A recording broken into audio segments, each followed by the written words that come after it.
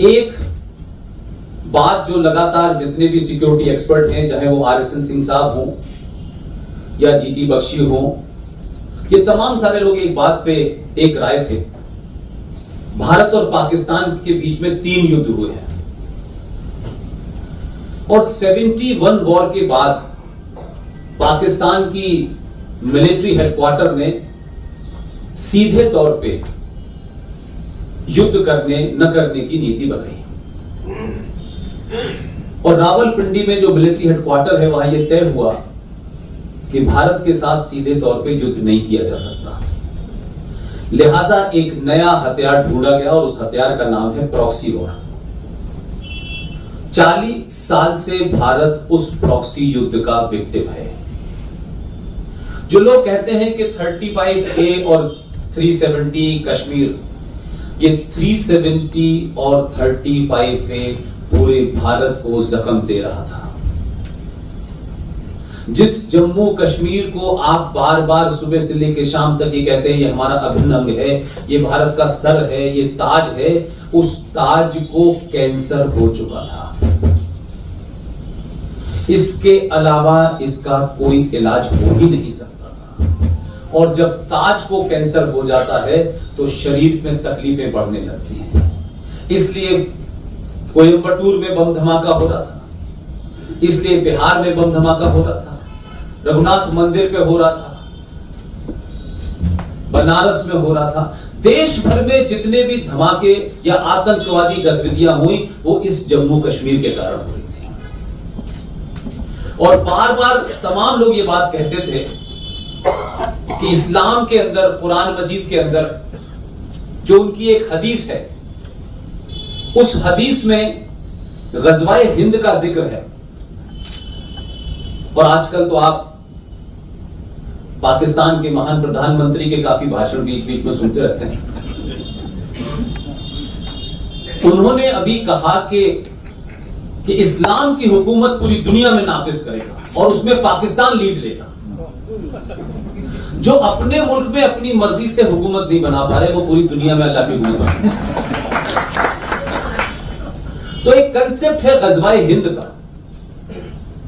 यह गज़वाए हिंद मानना है उनका, और कुछ भी मान सकते हैं। उन्होंने कहा है कि पूरी दुनिया में जब तक इस्लाम का परचम पूरी तरीके से नहीं फैल जाता तब तक गज़वाए हिंद नहीं आएगा और गज़वाए हिंद होने के बाद ही यौमे क़यामत यानी डूम्सडे, अंतिम दिन आएगा। अब ये उन्होंने नहीं कहा कि उनका आएगा या सबका आएगा, ये भी नहीं उन्होंने बताया। लेकिन भारत की सिक्योरिटी के पॉइंट से ये जो जम्मू कश्मीर में जो जम्मू का इलाका है, यही वो रूट है जिसका जिक्र पाकिस्तान और बहुत से इस्लामिक कंट्री करते हैं। इसी रूट से गज़वाए हिंद का रास्ता था। मैं लगातार अपनी स्पीचेस में ये कहता रहा कि आप 35A हटाएं, इसलिए नहीं हटाएं कि इससे कुछ लोगों को नागरिकता मिलेगी। मैं इसलिए नहीं कहता था कि इससे मुसलमानों की हेजेमनी टूटेगी। मैं बार बार ये कहता था कि ये जो आपने constitutionally, legally Republic secular Bharat के अंदर 2 नेशन थ्योरी को जन्म देकर के एक इस्लामिक स्टेट बनाया है, ये डिमोलिश नहीं होगी तब तक गज़वाए हिंद का रास्ता खुला हुआ है।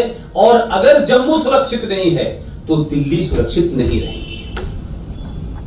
लिहाजा समझदार लोगों को समझ आ गया कि दिल्ली सुरक्षित करनी है तो दिल्ली के बॉर्डर को ठीक नहीं करना है, उस बॉर्डर को ठीक करना है जहां से मन चले बार बार आ जाते थे। लिहाजा आप अपने घर में, अपनी रसोई में ये आप तय करेंगे कि बर्तन किधर रखने हैं, गैस किधर रखनी है, कुकर किधर रखना है, या पाकिस्तान तय करेगा। अब आपने सिर्फ इतने ही कहा है कि गैस का सिलेंडर उठा के इधर रख दिया है और कहा है कि चूल्हा इधर रखा जाएगा। पाकिस्तान कह रहा है ये क्यों किया आपने? भाई इससे हम अपने घर में कहां क्या रखेंगे, इससे आपका क्या लेना देना है? आप आज भी देखें, पाकिस्तान जिस मुल्क में मैंने 12 साल नौकरी की है, मैं फिर एक बार आपसे कह रहा हूं, Pakistan is a artificial state. पूरे तौर से एक आर्टिफिशियल स्टेट क्रिएट की गई है।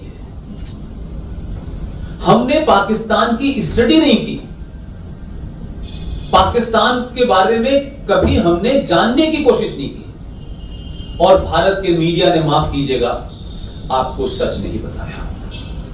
ये सारे हमारे चलाए हुए हैं गंगा जमुना तहजीब। गंगा भी हमारी, जमुना भी हमारी, तहजीब किसकी है? दोनों हमारी। भाईचारा, ये सारे नैरेटिव हमने चलाए कि मस्जिद अल्लाह का घर है और मंदिर भगवान का घर है। इस्लाम के अंदर मस्जिद का कंसेप्ट होली शराइन नहीं है।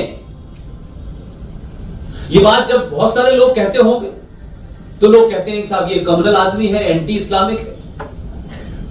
लेकिन इसी भारत, आजाद भारत की सुप्रीम कोर्ट ने 3 साल पहले एक फैसला दिया, और फैसला जो 2010 में,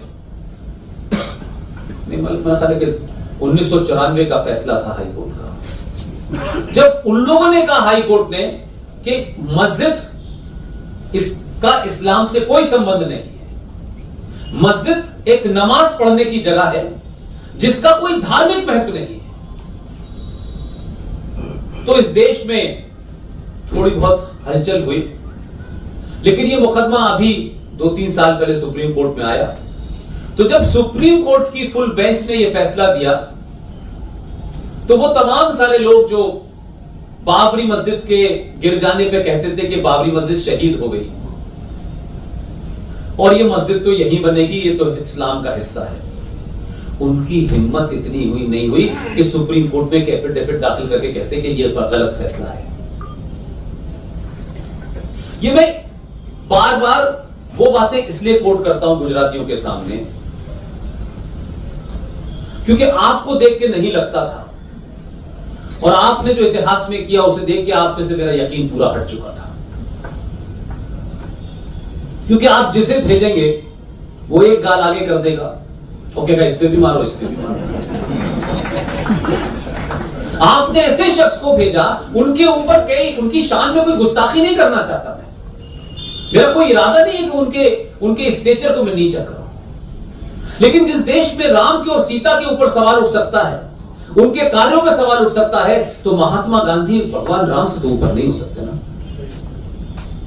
उनके फैसलों पर भी बात हो सकती है, वो पदरे नहीं जा सकते, बात अलग है, लेकिन जो वो दे के गए उस पर हम 70 साल के बाद बात तो कर सकते हैं, इंटरप्रिटेशन तो कर सकते हैं, डिबेट तो हो सकती है। ऐसा थोड़ी नहीं कि उन पर बात करने से आपको जो है फतवा जारी हो जाएगा। तो गांधी जी ने सेकुलरिज्म की वो पराकाष्ठा स्थापित की कि हम तो इस भरोसे रहे कि ये राष्ट्रपिता हैं, देश को रास्ता दिखाएंगे, लेकिन जब जब देश को रास्ता दिखाने की बात हुई तो उन्हें नेहरू जी नजर आए। देश में कोरोना से पिछले 24 घंटों में 673 मरीजों की मौत हो गई है। इस दौरान संक्रमण के 18,573 नए केस सामने आए हैं। बीते एक हफ्ते में कोरोना के सबसे अधिक मौतें शनिवार को दर्ज की गईं। राज्य के 5 राज्यों में कोरोना के केस घटे हैं, लेकिन मौत की संख्या में बढ़ोतरी हुई है। राहत फतेह अली खान कोरोना पॉजिटिव पाकिस्तानी मूल के गायक राहत फतेह अली खान कोरोना संक्रमित हो गए हैं। आधिकारिक ट्विटर हैंडल से दी गई जानकारी में कहा गया है कि रिपोर्ट आने के बाद उनके सभी प्रोग्राम को 15 मार्च तक के लिए रीशेड्यूल कर दिया गया है। उत्तर प्रदेश में कोरोना से जुड़ी सभी पाबंदियां हटा दी गईं। उत्तर प्रदेश में कोरोना से जुड़ी सभी पाबंदियां रविवार को खत्म कर दी गई हैं। राज्य में 100% क्षमता के साथ सभी कार्यालय खोलने के निर्देश दिए गए हैं। वहीं शादी विवाह में भी मेहमानों की संख्या को लेकर कोई पाबंदी नहीं रहेगी। सरकार ने एक आदेश के जारी कर नाइट कर्फ्यू हटाने का ऐलान कर दिया है। अपर मुख्य सचिव गृह अवनीश अवस्थी ने बताया कि अब प्रदेश में रात 11 बजे से सुबह 5 बजे तक लगने वाले नाइट कर्फ्यू को भी खत्म कर दिया गया है। देश में कोरोना के आंकड़े, कुल केस 4 करोड़ 28 लाख, कुल रिकवरी 4 करोड़ 20 लाख, कुल मौतें 5,11,000, एक्टिव केस 2,15,000। प्रमुख राज्यों में कोरोना का हाल। केरल, नए केस घटे, मौत की संख्या बढ़ी। केरल में कोरोना के संक्रमण के 6,757 नए केस मिले हैं और 112 मरीजों की मौत हुई है। राज्य में शुक्रवार को कोरोना से जहां 67 लोगों की मौत हुई थी, वहीं शनिवार को यह संख्या बढ़कर 112 पर पहुंच गई है। हालांकि कोरोना के नए मामले में कमी आई है। मौतें दोगुनी, नए मामलों में गिरावट। महाराष्ट्र में कोरोना से बीते 24 घंटों में 29 लोगों की मौत हो गई है। इस दौरान 1635 नए केस सामने आए हैं। राज्य में पिछले एक हफ्ते में सबसे अधिक मौतें शनिवार को दर्ज की गईं। राज्य में शुक्रवार को 15 लोगों की जान गई थी और 2068 नए केस आए थे। महाराष्ट्र में अब तक 1,43,576 मरीजों की मौत हो चुकी है। मध्य प्रदेश, नए मामलों की संख्या 1000 के पार। मध्य प्रदेश पिछले 24 घंटों में कोरोना संक्रमण के 1013 नए मामले सामने आने से राज्य में अब तक संक्रमित लोगों की संख्या बढ़कर 10,33,490 हो गई। स्वास्थ्य विभाग के एक अधिकारी ने कहा है कि राज्य में कोरोना के 2 और लोगों की मौत हुई है, जिससे राज्य में इस संक्रमण से जान गंवाने वालों की संख्या 10,713 पर पहुंच गई। दोस्तों, अगर आपको वीडियो पसंद आया है तो वीडियो को लाइक करें और चैनल को सब्सक्राइब करना ना भूलें। मिलते हैं अगली वीडियो में, तब तक के लिए जय हिंद, जय भारत।